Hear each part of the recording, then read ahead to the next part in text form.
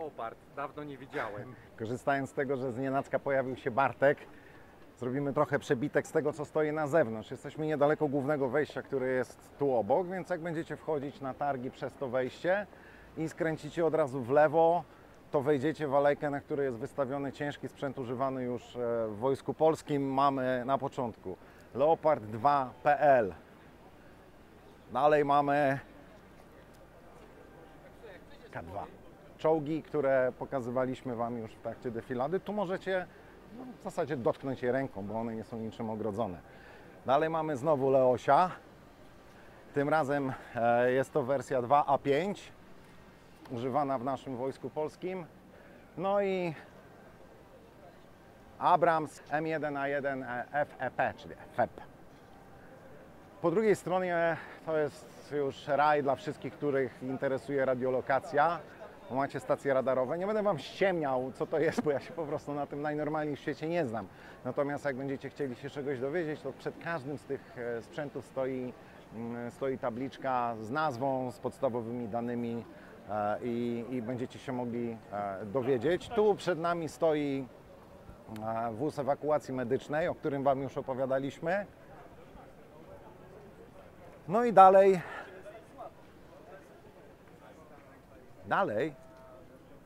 to jest Team Concept, do których zaraz pójdziemy.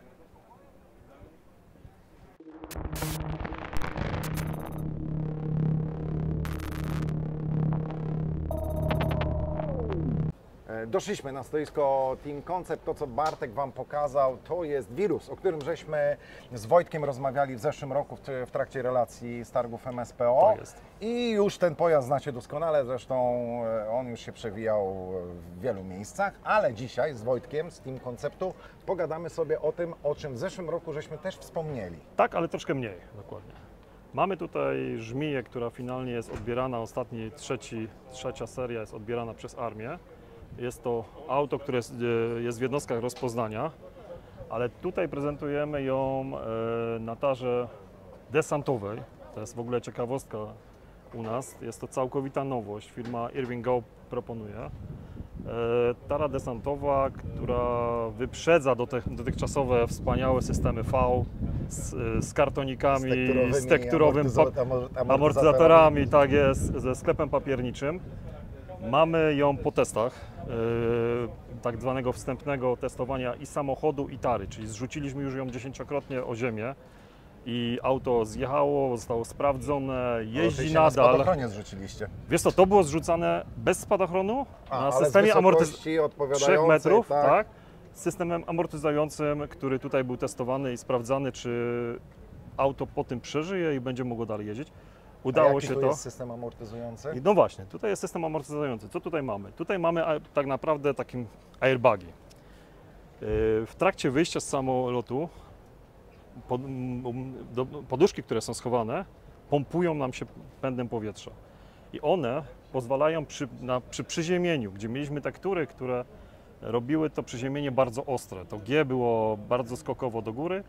Tutaj airbag redukuje nam to przyziemienie, to uderzenie, zetknięcie z ziemią na bardzo taki sinusoidalny, wypłaszczony i zmniejszamy to od 6 do 4,8 G. Naprawdę jest to delikatne dotknięcie ziemi. No i jest to system wielorazowy, tak? I właśnie, teraz jeszcze tak, przy tekturach, tektury zastosowaliśmy w samochodzie, musieliśmy je wytargać, mamy je do wyrzucenia i bajzel wokół siebie. Generujemy odpad, a przecież teraz jest ekologia, dokładnie. Tutaj mamy wielorazowego użycia poduszki, które jak spadochron. Robimy na spadochronie przegląd, wymieniamy zawór gumowy i możemy użyć jeszcze raz. I tak naprawdę do zniszczenia mechanicznego, przetarcia się, te poduszki są cały czas w trybie używania. Nie ma generalnie limitu Nie zrzutów, ma limitu, tylko musi być kontrola sprawdzająca spadochronowa spójność. Spójność samej poduszki i zaworek gumowy, który całą magią daje tego upuszczenia powietrza, tego zmniejszenia przyziemienia.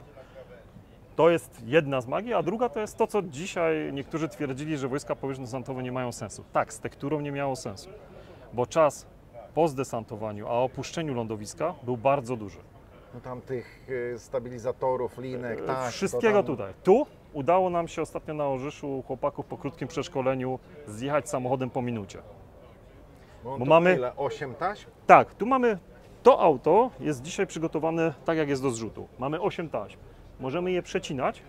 Wypinamy tylko jedną belkę, która też jest na szybkozłączce wypinalnej i auto Tam jest Puszczam. ten Tak. uchwyt muszę Tak jest. wyciągnąć. To jest ten uchwycik, który tutaj wypinamy. To jest taki simmer block. I tak naprawdę wsiadamy do samochodu, spuszczamy ręczny i odjeżdżamy. Zajmuje nam to minutę. Zaczyna wracać sens posiadania wojsk protestantowych, bo opuścimy to zrzutowisko w krótkim czasie. Ten moment przeżycia, przeżywalności wojsk protestantowych wzrasta i zaczyna z powrotem mieć sens. Dlatego mówię, Atax i Irving Go jako producent wychodzi na to, co dzisiaj wojsko powinno No dobrze, to jest oczekiwać. jedno, ale tutaj stoi coś jeszcze nowego. Coś jeszcze. Coś jeszcze. Mercedesy. To jest Mercedes G. Mercedes Nie ma biedy. G. Nie ma biedy. Tak jest, nie ma biedy. Wracamy do Mercedesa, który kiedyś był wspaniały.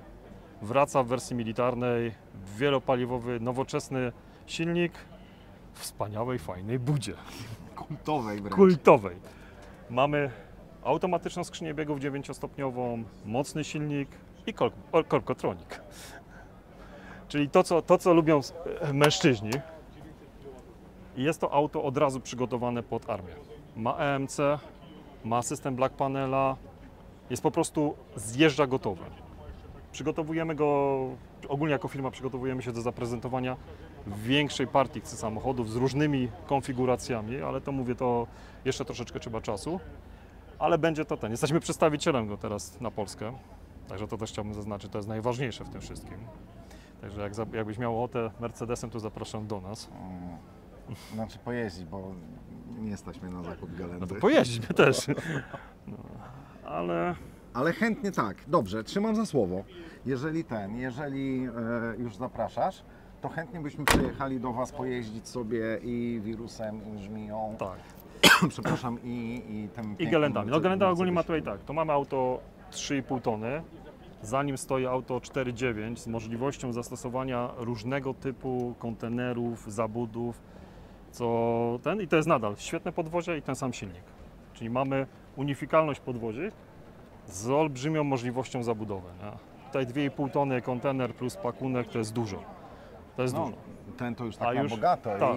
I pałąk, i cały zestaw narzędzi, i Rozi, Rozi tak, no wiesz i zestaw zdalnie sterowany. Tak jest, ZMU zdalnie sterowane, tutaj to jest... Tarnowskie, tak? Nie. Nie?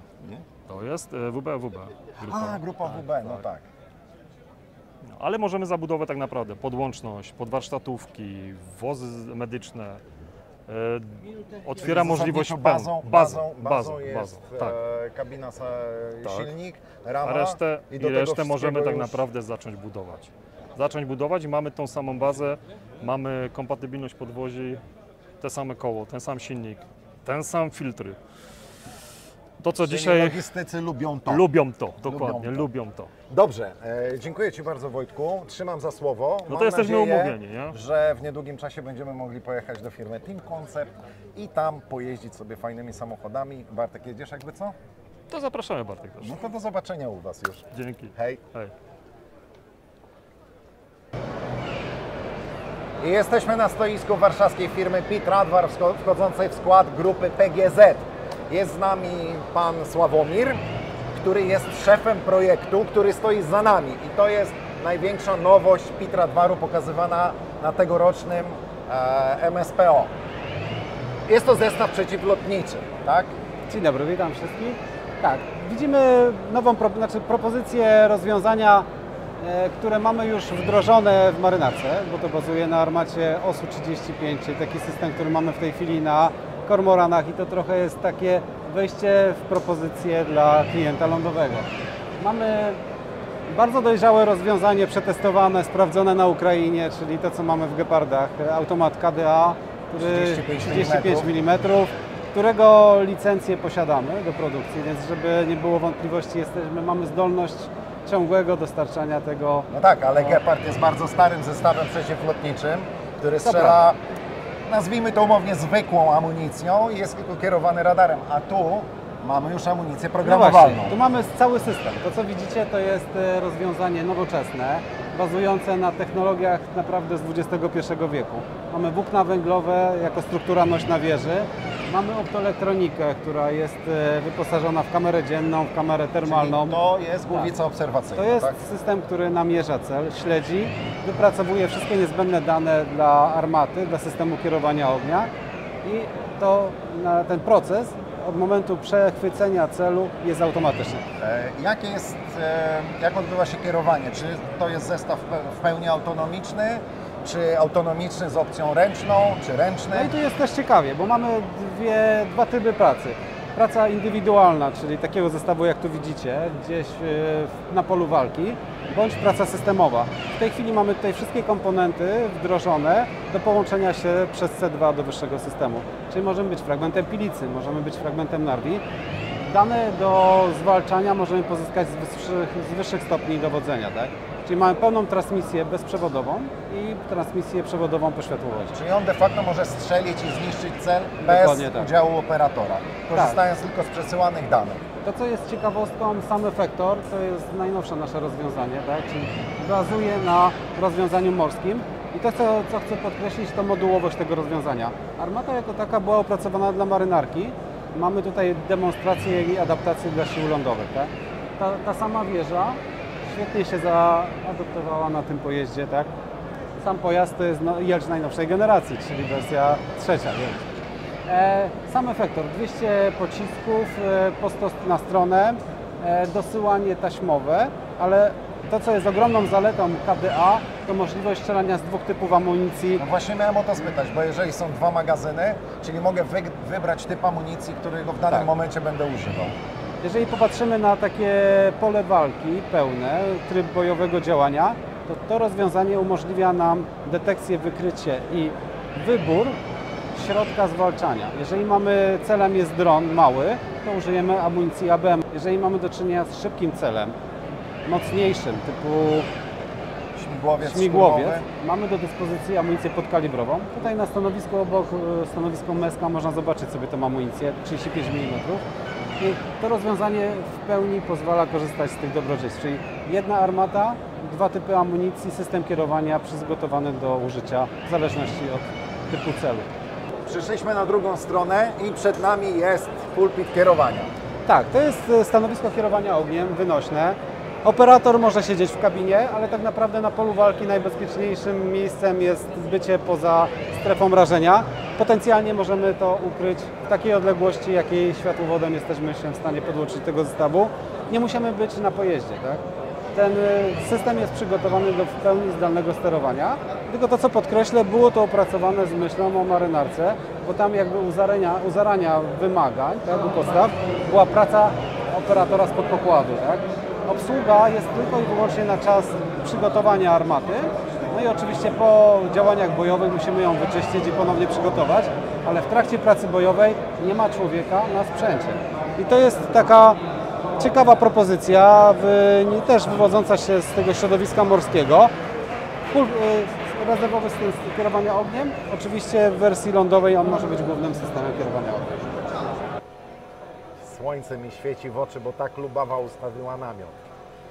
Trzeba było przyjść rano, ale rano Ciebie nie było. No właśnie. Jesteśmy w namiocie firmy Lubawa, jest z nami Marcin. Firmę Lubawa pewnie wszyscy znacie, bo firma Lubawa produkuje kamizelki, płyty, hełmy macie w ofercie, systemy maskujące wielospektralne, namioty pneumatyczne. No, spektrum produkcji jest duże, ale dzisiaj z Marcinem skupimy się na kamizelce, która na MSPO jest pokazywana pierwszy raz. Kamizelka nazywa się MKO2.0 i Marcin w krótkich słowach opisze nam, cóż tu mamy. W krótkich słowach Cię od razu poprawię, bo tu nie będziemy mówić o kamizelce, tylko o systemie modułowym MKO2.0. Jeżeli chodzi o tą kamizelkę, to będziemy to nazywać, cały czas mówić słowem system. Tak?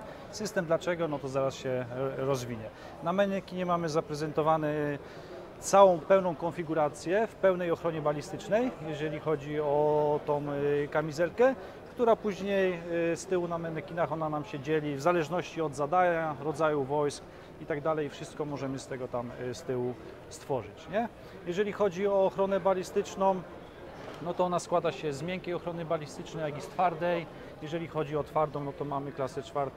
Miękka ochrona balistyczna chroni nas nawet przed nożem, chroni nas przed pociskami, nawet jeżeli chodzi o amunicję TT, do pistoletów, do TT. Jeżeli chodzi o oporządzenie, które jest dodatkowe, no to ono jest skonfigurowane w pełni wszystko pod zadania na dzisiejszym polu walki, tak? Czyli ładownice, to wszystko.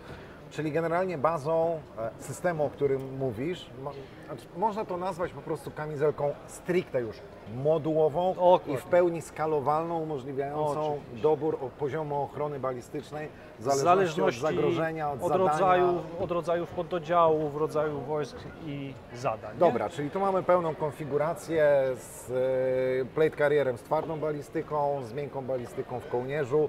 Pod spodem mamy miękką balistykę jeszcze dodatkowo, ochrony ramion, pas zapewne też balistyczny. Tak, jak chroni nam całą miednicę wokoło, tak? Jeżeli chodzi o miękką balistykę, ochrona chroni nam podbrzusza.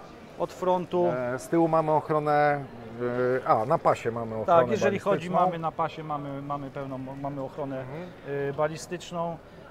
Możemy też to w kamizelce obok będzie pokazane też, jeżeli No to chodzi o pokażmy tę twardą. kamizelkę Tak, zaraz obok. podejdziemy o twardą balistykę na bokach, nie? Czyli Tu mamy fulla. komplet, a teraz Dokładnie. pokażemy Wam poszczególne części składu. Czyli przykładowe zestawy w zależności od rodzaju wojsk, czy to też zadań, ewentualnie etatów, jeżeli chodzi o żołnierzy, co robią. Ten przykład jest taki typowo pod żołnierza piechoty, gdzie staraliśmy się zachować pełną balistykę, jeżeli chodzi o ochronę, przy maksymalnej mobilności i komforcie używania Czyli mamy tutaj kamizelki. 4 płyty balistyczne, przednia, tylna, 2 boczne. Mamy pod spodem tę kamizelkę miękką. Mamy wkład miękki. Mamy pas, ale nie mamy już na przykład naramienników, nie mamy kołnierza. Tak, nie mamy założony, jeżeli chodzi o front płyty przedniej, tak, użytą z panelami, czyli mówię, pod takiego typowego żołnierza piechoty, który musi być mobilny i jednocześnie walczyć. I tu mamy, to jest to, co jest pod tamtą kamizelką Oczywiście. jako miękka, tak? Oczywiście. Ten manekin przedstawia, tutaj jest taki przykład, jeżeli chodzi o marynarkę wojenną, czyli taka podstawowa ochrona balistyczna przed odłamkami, a żeby komfort też noszenia był jakiś tam większy. No ale mamy osłonę balistyczną przed odłamkami, ale dalej Oczywiście. możemy przypinać do niej Oczywiście. wyposażenie dzięki slotom Oczywiście. Modułowość, to laserowych. zobaczymy sobie dalej. No to zobaczmy dalej. Tu mamy Tak, to samo, ale w wersji lądowej. To samo, w wersji lądowej to mieliśmy tutaj. Tam taki typowy żołnierz piechoty. Tu możemy sobie powiedzieć, to jest taki zestaw stworzony dla takiego żołnierza logistyki bądź do sztabu, tak?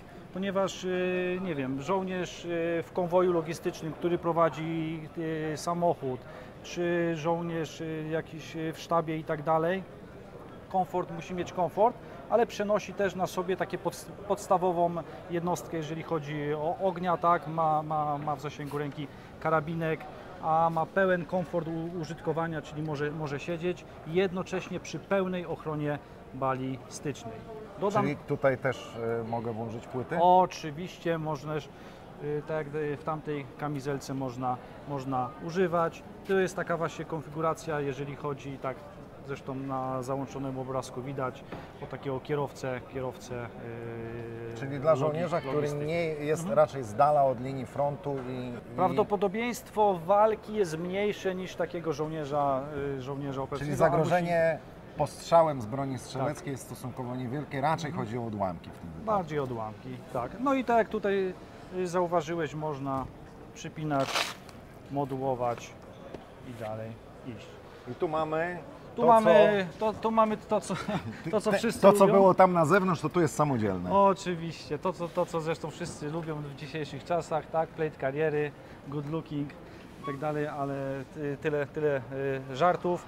Pełna mobilność, minimalna ochrona, ale twarda, tak, czyli przed bronią strzelecką chronią, ale już powycinane, tak, czyli już jeżeli chodzi o boki, odłamki, to oczywiście możemy sobie dodać jeszcze płyty boczne i ochroni, ale jeżeli chodzi o mowa o plate karierach, tak, czyli oporządzenie, czyli oprzycie płyty i jako Czyli noszak do przenoszenia. To raczej aeromobilnie, zwiat, klimatu. Dokładnie, jednostki specjalne i tak dalej, czyli pełna mobilność przy przenoszeniu Na oporządzenia. końcu mamy Rozpoznanie, czyli chest, pas, tu też to jest przykładowe, ale tutaj na przykład dodam to, że jeżeli chodzi o, dajmy na to, przy tej kamizelce możemy sobie zmodułować, że zamiast tego panela przedniego zapniemy sobie chesta i wtedy już możemy przenosić więcej oporządzenia, ponieważ omolowani jesteśmy aż do boku, nie? Czyli sami widzicie, tu możemy mieć minimum, ale gdy założymy sobie chesta, nadal przy pełnej ochronie balistycznej, mamy większą możliwość przenoszenia różnych dodatkowych rzeczy, nie? Czyli pełna modułowość i skalowalność w kamizelce MKO 2.0 z Lubawy, o której możecie też przeczytać w online'owym wydaniu naszego magazynu. Dzięki Ci bardzo, Marcinie. Uważam, że ogranicza nas tylko wyobraźnia i doświadczenie żołnierza, jeżeli chodzi o ten system. Wow, jakie ładne hasło reklamowe. Kurna, ale byłoby fajnie, jakbyś to zrobił jeszcze raz. Nie, żartujemy. Ale Remigiusz zaproponował bardzo fajną formę wywiadu, tylko trochę nieprzystającą, ale bardzo kulturalną.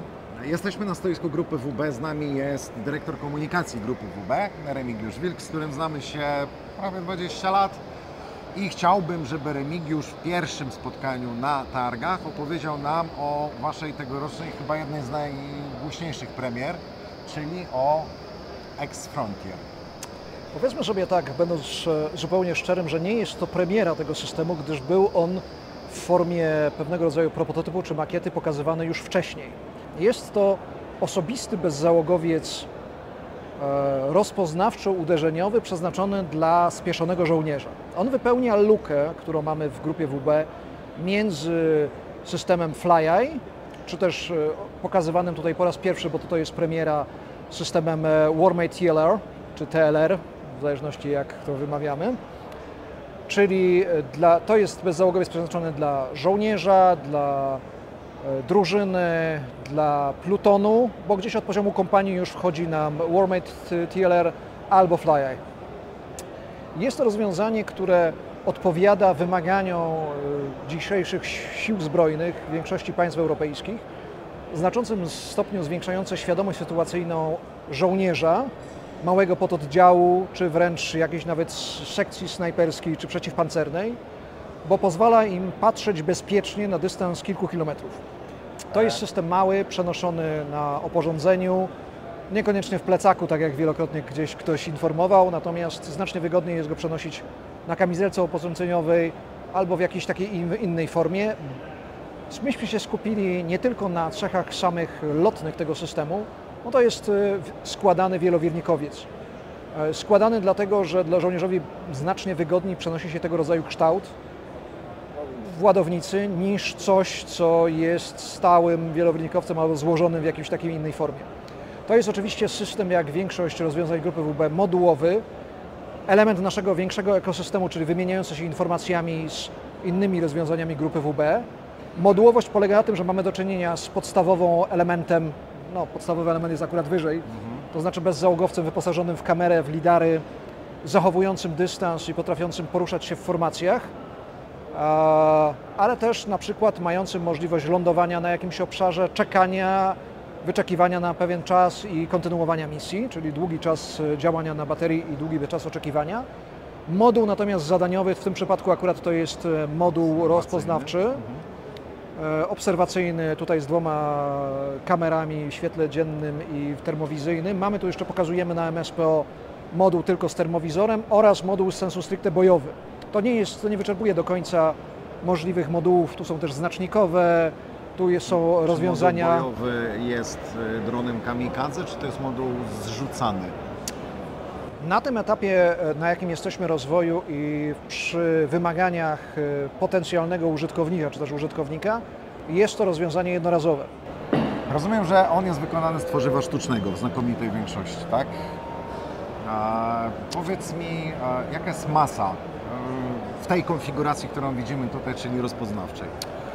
Masa jest zależna ściśle od wymagań, które tutaj będą. To jest pewnego rodzaju wzorzec, on może być skalowany, większy czy mniejszy. Na przykład są też koncepcje, żeby móc instalować je w typowych wyrzutnikach do granatów dymnych czy też dyspersyjnych innego rodzaju, gdzie by następował jednocześnie proces ładowania jego.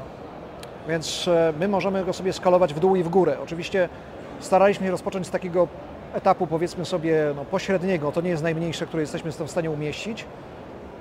Skalowalny w górę jest znacznie łatwiej, bo trudniej zmieścić elementy elektroniczne w mniejszym opakowaniu.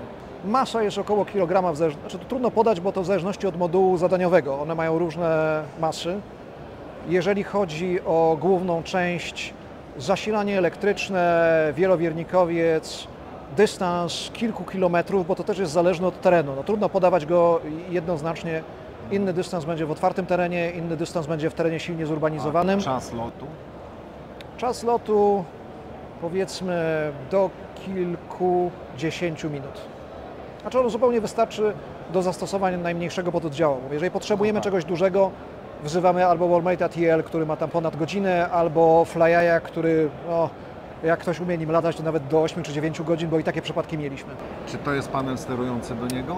To jest pewnego rodzaju przykład panelu sterującego, ale to nie jest jedyna możliwość. To jest, powiedzmy sobie, taki silnie uwojskowiony, natomiast jest możliwość przejęcia kontroli nad nim przez nasze systemy kierowania jak UGate.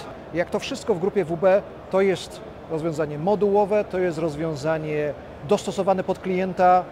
Tutaj pokazujemy pewnego rodzaju wzorzec. Zresztą nie ma sytuacji w ogóle wszystkich naszych produktów. Każde z nich jest szyte na miarę odbiorcy, przyszłego użytkownika. To on sobie ustala. Po prostu jesteście elastyczni i jesteście w stanie dopasować się do... Ja myślę, że cała historia grupy WB pokazuje jednoznacznie, jak bardzo jesteśmy elastyczni, jak łatwo, czy może inaczej, jak próbujemy dopasować nasze produkty do tego, czego wymaga klient. Zresztą przykładem są też większe bezzałogowce, o których porozmawiamy jutro. Mask-polowe hełmy. To, co tu widzicie, to jest HP05 i on ma założone te elementy, o których była mowa w trakcie operacji Szpej, czyli dodatkową osłonę tej części, która jest normalnie wycięta. Tak? To jest normalnie panel balistyczny, który jest mocowany za pomocą szyn i takich zacisków. Może sobie żołnierz, jeżeli nie nosi ochrony słuchu muszlowej, bo pod to wejdą spokojnie ochronniki douszne, może zwiększyć powierzchnię ochronną hełmu przez mocowanie tego typu właśnie dodatkowych elementów. Ale nowością na stoisku Mask-Polu jest coś zupełnie innego. A nowością jest to. Na pierwszy rzut oka to wygląda jak HP05, ale jeżeli się przyjrzycie na górną część skorupy hełmu, to zauważycie, że ona jest bardziej wypłaszczona. Ten hełm nieoficjalnie na razie można określić jako HP06, czyli mamy zmianę kształtu skorupy na bardziej płaską. Gniazdo noktowizora jest już z amelinium zielonego, czyli da się pomalować. Aluminiowe gniazdo noktowizora w przeciwieństwie do gniazda z tworzywa sztucznego, takiego jak było w HP05. I kolejna różnica, zupełnie przekonstruowane wyposażenie wewnętrzne hełmu, czyli fasunek, zawieszenie, jak zwał, tak zwał. Zobaczcie, to jest coś kompletnie innego niż mieliśmy do czynienia w hełmie HP05. Już nie poduszki, nie obręcz nagłowna regulowana, tylko takie dosyć skomplikowane, rozbudowane zawieszenie Skydex. Na razie, tak jak mówię, nieoficjalnie nazywa się to HP06, a jak będzie się nazywać w przyszłości i co się z tym stanie, no to po prostu musimy chwilę poczekać.